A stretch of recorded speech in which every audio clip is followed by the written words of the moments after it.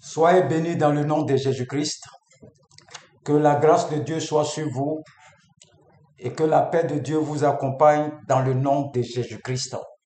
Que Dieu vous bénisse et que Dieu vous accorde sa grâce dans le nom de Jésus-Christ. Nous sommes en train d'étudier une série d'enseignements sur les 7 plaies de Jésus-Christ qu'il a eu à la croix, les 7 plaies de Jésus-Christ qu'il a eu à la croix. Et nous allons encore rentrer dans les mystères, dans les profondeurs ce soir encore. Il faut que tu sois connecté, il faut prendre note, il faut prendre un cahier, tu vas prendre note. C'est une formation sur ma thématique, j'ai mis « Atteignons ensemble la vraie liberté en Christ ». Atteignons ensemble la vraie liberté en Christ. Alléluia. Et nous allons voir les plaies que Jésus-Christ a eues sur son côté. Sur son côté, nous prenons Jean 19. Jean 19. Jean, c'est une formation, on ne va pas vite pour que vous compreniez. Jean 19. Pour ceux qui sont pressés, ne peuvent pas faire formation. Jean 19, verset 34. Jean 19, verset 34. Les blessures que Jésus-Christ a eues sur le côté. Alléluia. Jean 19, verset 34 dit quoi? Mais un des soldats qui lui perça le côté avec une lance. Et aussitôt il sortit du sang et de l'eau. On va relire. Mais un des soldats a pris une lance et il a percé le côté de notre Seigneur Jésus-Christ. Alléluia. Jésus-Christ avait déjà rendu l'âme. Il avait déjà rendu l'esprit déjà. Et certainement que ce soldat-là, ces soldats étaient animé par Satan lui-même, et il a pris une lance et il a percé le côté de notre Seigneur Jésus-Christ au niveau là où se trouve son cœur. Et ce que vous devez retenir, c'est que à ce niveau-là, il y a eu l'eau et le sang qui sont sortis de son côté. L'eau et le sang sont sortis de son côté. Alléluia. Nous avons vu quand Abel a été tué par Caïn, on dit son sang qui est versé, crie de la terre jusqu'à Dieu lui-même. Ici, nous voyons que c'est la première fois que le sang est différencié de l'eau. Chaque chose que tu vas faire, il y a toujours le sang qui coule, mais on ne voit pas l'eau qui est dedans. Mais le sang de Jésus qui a coulé, on dit l'eau est sortie et puis le sang est sorti. Alléluia. C'est un mystère. L'eau sort. L'eau dans la Bible est synonyme de la parole, attrait à la parole. La parole, c'est l'eau. Quand on lisait la Bible, quand on parle de l'eau, on fait référence à la parole de Dieu. Alléluia. Donc, Jean, dans son livre de Apocalypse 12, verset 11, il va nous donner la révélation de l'eau qui est sortie du côté de notre Seigneur Jésus-Christ. L'eau qui est sortie là, c'est l'apôtre Jean qui nous donne la révélation dans Apocalypse 12, verset 11. Il dit quoi? Ils l'ont vaincu à cause du sang de l'agneau. Le sang est sorti de son côté. Et à cause de la parole de leur témoignage. Vous voyez, la parole de leur témoignage, ça c'est la parole, l'eau qui est sortie du côté de notre Seigneur Jésus-Christ. Et ils n'ont pas aimé leur vie jusqu'à craindre la mort. Donc, le but pour lequel le sang de Jésus-Christ a coulé, Jésus-Christ avait pensé à tout déjà. Il avait pensé à la guérison, également à nos émotions, à la guérison de nos sentiments. Il avait déjà pensé à tout ça. Le cœur, vous voyez que la lance est rentrée du niveau du cœur. Le cœur est le siège des sentiments, les émotions. Nous avons les manifestations profondes. Jésus a saigné de là pour nous guérir de nos émotions, de nos blessures spirituelles, mais également sentimentales. Alléluia. Vous êtes peut-être dans une situation difficile où vous réalisez que vous avez du mal à vous relever de certaines situations, de certaines expériences liées à ce que vous avez vécu. Ce message vient vous dire qu'il y a de l'espoir pour vous que le Seigneur est prêt à guérir votre cœur si et seulement si vous lui ouvrez votre cœur davantage, il manifestera sa gloire. Alléluia. J'ai connu des personnes qui ont été tellement blessées par certaines personnes qu'ils ne sont plus prêts. Il y a des gens qui disent, eux, ils ne se marient plus. Il y a des femmes aussi qui disent, elle fait des garçons, c'est bon, elle ne veut plus. Parce que ce qu'elle a vécu là, elle n'est plus prête encore à vivre avec un homme. Ce sont des situations difficiles, des situations pénibles. Il y a des gens qui n'arrivent pas à supporter, des amis qui les ont trahis, des parents qui les ont trahis. Leurs cœurs sont meurtris, brisés. Jésus a dit quoi? Dans Luc 4, verset 18, il est venu pour apporter la bonne nouvelle aux pauvres, pour guérir ceux qui ont le cœur brisé. Alléluia. Donc, Jésus-Christ a saigné du cœur pour que toi et moi, là, nos cœurs soient lavés de tout ce qui est blessure interne. Les émotions, les sentiments, on t'a fait du mal. Quelqu'un t'a poignardé dans le dos. Donc, ce soir-là, sache que Jésus-Christ a pris ta place.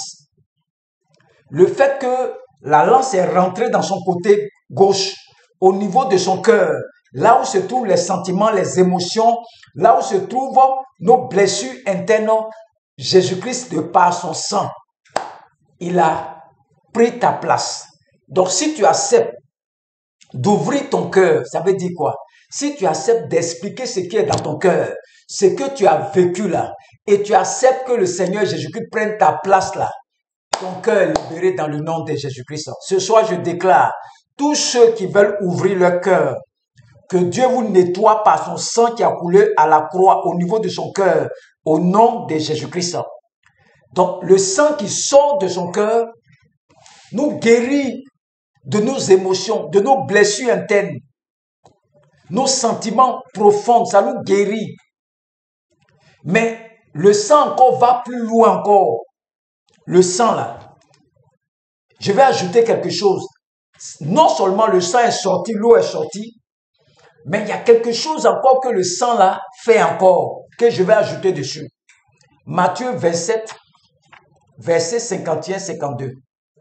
Matthieu 27, verset 51-52 dit quoi? Et voici, le voile du temple se déchira en deux, depuis le haut jusqu'en bas, la terre trembla, les rochers se fendirent, les sépulcres s'ouvrirent, et plusieurs corps des saints qui étaient morts ressuscitèrent. Nous voyons que le sang qui sort du côté de Jésus-Christ, lorsqu'il touche la terre va trembler. Ça, c'est la puissance de l'onction. Et la deuxième des choses, les rochers se fendirent. Ça, c'est la puissance de la délivrance. La troisième des choses, plusieurs saints qui étaient morts ressuscitèrent. Ça, c'est la puissance de la résurrection.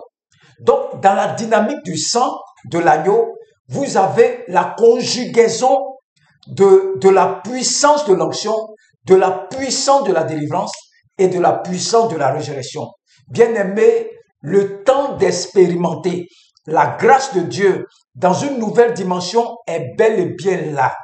Ce message vient te dire, dans le sang de Jésus qui a coulé sur la croix là, son sang a conjugué l'onction, la délivrance et la résurrection. Alléluia. C'est pour la raison pour laquelle ce soir, j'active le sang dans la dynamique de l'onction, dans la dynamique de la résurrection, dans la dynamique de la guérison, afin que tous vos besoins soient pourvus, tous vos besoins soient pourvus, tous vos besoins soient pourvus. Alléluia. Ce que tu dois retenir, c'est une formation, c'est que le sang qui a coulé sur le côté de Jésus-Christ, sur son côté, le sang d'abord vient pour guérir ceux qui ont le cœur brisé, les émotions, les sentiments, guérir ceux qui ont les maladies du cœur. Le sang vient pour te guérir. Ça, c'est la première dynamique. La deuxième chose, quand le sang touche la terre, le sang, dans ce sang-là, on voit que la terre tremble. Ça, c'est la puissance de l'onction. Donc, dans le sang de Jésus-Christ, il y a l'onction. La deuxième des choses, lorsque le sang touche la terre, les rochers vont se fendre. Ça, c'est la puissance de la délivrance. La troisième des choses, ce qui est dans le sang encore, c'est là, les morts vont ressusciter. Ça, c'est la puissance de la résurrection. Voici ce que tu dois retenir sur le sang qui est sorti du côté de notre Seigneur Jésus-Christ. Nous allons voir maintenant le sang qui a coulé au niveau de son visage. Au niveau de son visage. Qu'est-ce que ça nous apporte? Ce soir, je vais doucement. C'est une formation, ce n'est pas pour tout le monde. Je vais doucement. Ésaïe 50, verset 6. Il dit, j'ai livré mon dos à ceux qui me frappaient et mes joues à ceux qui m'arrachaient la barbe. Je n'ai pas dérobé mon visage aux ignominies et aux crachats. Donc, je vais relire encore. Il dit, j'ai livré mon dos à ceux qui me frappaient et mes joues à ceux qui m'arrachaient la barbe. Je n'ai pas dérobé mon visage aux ignominies et aux crachats. Donc, Jésus-Christ a souffert du visage. La barbe est très importante. Elle va dans le sens de la responsabilité, mais aussi de l'onction. Lorsqu'on tire et arrache une barbe, ça doit faire très mal. Donc pendant qu'on arrachait la barbe de Jésus-Christ, le sang ressortait au niveau de son menton et aussi ses joues ont été frappées et son visage a subi les crachats les uns les autres. On a frappé le visage de notre Seigneur Jésus-Christ. Regardez quand on partait avec Jésus-Christ, d'autres crachaient sur lui, d'autres le frappaient de fouet, on le frappait de crachats, son visage, ses joues, d'autres le giflaient, d'autres le tapaient, d'autres les juraient, d'autres crachaient sur lui, d'autres mettaient la honte sur lui. Toutes ces choses-là, quel rapport y a-t-il entre le fait que Jésus-Christ a souffert du visage et nous? Le fait qu'il souffrait, on le giflait, on arrachait sa barbe, on crachait sur son visage. Qu'est-ce que nous, les chrétiens, ça nous apporte? Dans Luc 4, verset 18, il est écrit que Christ est venu libérer les captifs au travers de cette action qui s'est passée. Donc, il est venu travailler et nous libérer de tout ce qui est là, de la honte, de l'opprobre, la honte.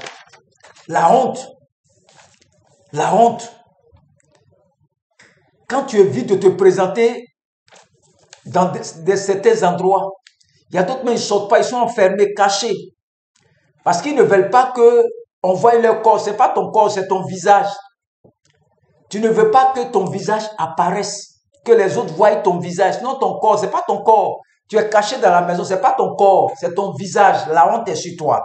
Jésus-Christ a accepté de souffrir du visage pour que notre visage à nous soit présenté partout sans l'opprobre, sans l'ombre d'une honte telle qu'elle soit. Donc quand quelqu'un a honte là, l'ennemi a mis la honte sur son visage. Donc Jésus-Christ, le fait qu'il a pris, son visage a été livré à la croix, il a fait de telle sorte que la honte qui est sur toi là, retombe sur lui. Donc ce n'est pas normal que quelqu'un a honte. Quelqu'un cache son visage, ce n'est pas normal. Donc du visage aussi, Jésus a été giflé au visage, frappé, et sa dignité et son respect ont été totalement bafoués. Son visage a été déformé. Jésus fut méconnaissable à cause des coups qu'il avait subis et il a accepté ses souffrances pour toi et pour moi. L'objectif étant de prendre notre place, notre position pour nous transférer, n'est-ce pas, la sienne. Donc Jésus-Christ, son visage là, il n'a rien fait. Donc il prend toi ta place et puis il te donne lui son visage. Lui n'a pas honte. Il n'y a point de honte en lui.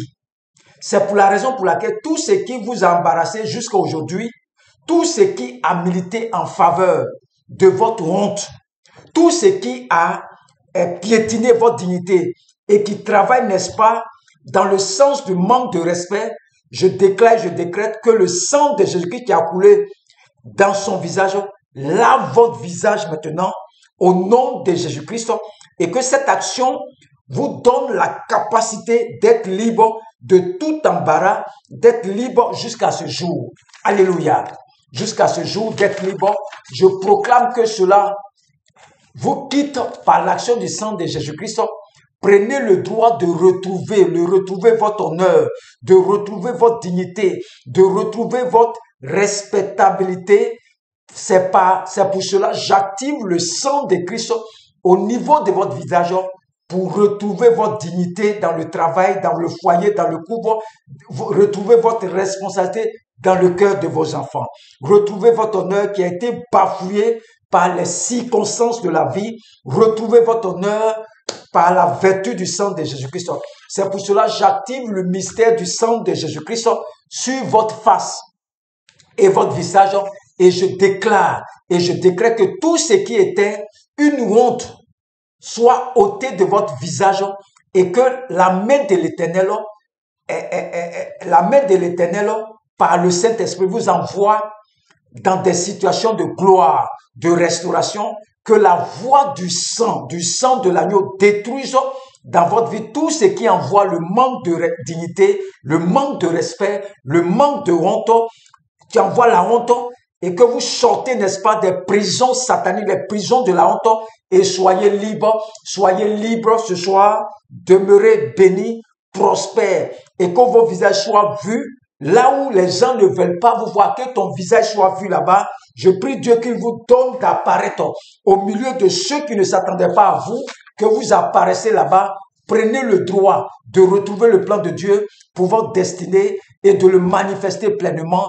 Le salut acquis au prix du sang de Jésus-Christ n'est pas juste l'échappatoire pour aller au ciel, mais c'est pour également un saut de domination sur la terre. Prenez le droit de manifester votre règne, de manifester votre domination, de manifester, n'est-ce pas, votre éclat par la vertu du Saint-Esprit au nom de Jésus-Christ. Je prie encore ce soir que j'active le mystère du sang encore au niveau, tout ce qui est mort reprenne vie en vous au nom de Jésus-Christ, mais que cela ne s'arrête pas juste à une résurrection, que tout ce qui est ressuscité monte, que tes affaires commencent à monter, tes projets commencent à monter, tout commence à monter. Prenez le droit d'atteindre le sommet qui vous est réservé, que la faveur soit votre partage, que le sang parle en votre faveur. Je libère une transfusion sanguine, celle du sang de Jésus dans votre sang, et je déclare que tout ce qui est lien de famille, sang de famille, gène de famille qui vous empêche de progresser, que le sérum qui est contenu dans le sang de Jésus-Christ neutralise toutes ces imperfections de famille dans ton sang, dans le nom de Jésus-Christ. Je déclare également que tu es libéré de toute forme de malédiction, toute forme de condamnation, toute forme d'emprisonnement. Tu es libéré ce soir. Je déclare résurrection, je déclare délivrance, je déclare que l'onction vous élève, demeurez bénis et que le sang de Jésus parle pour vous aujourd'hui et à jamais au nom de Jésus-Christ. Amen, Seigneur. Que Dieu vous bénisse. Que Dieu vous bénisse. Au nom de Jésus-Christ. Amen.